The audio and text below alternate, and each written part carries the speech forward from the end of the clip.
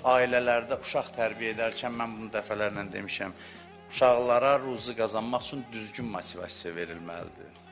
Biz hərdən övladlarımızı rəqabət mühitinə salırıq.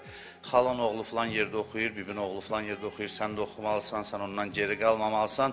Bu kimi motivasiyalarla ruzi qazanmaq, sərvətə sahib olmaq üçün biz övladlarımızı bədbəxt edirik. Amma əvvəlcədən uşağa aşılanmalıdır ki, xidmət imkanının artırılması üçün insan gərək ruzi qazansın. Allaha yaxınlaşmaq imkanı əldə eləmək üçün. Quranda buyurur ki, ricalun la tulhihim ticaretun və la bey'un an zikrillah. Möminləri belə tərif edir. Onlar elə bir kişilərdir ki, ticarət və alış-veriş onları Allahı yad etməkdən saxlamır. Demir, ticarət eləmir, alış-veriş eləmir.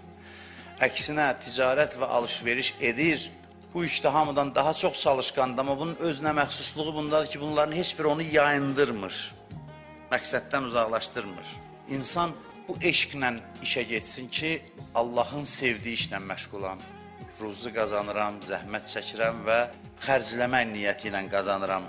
İnsanlara fayda vermək niyyəti ilə qazanıram.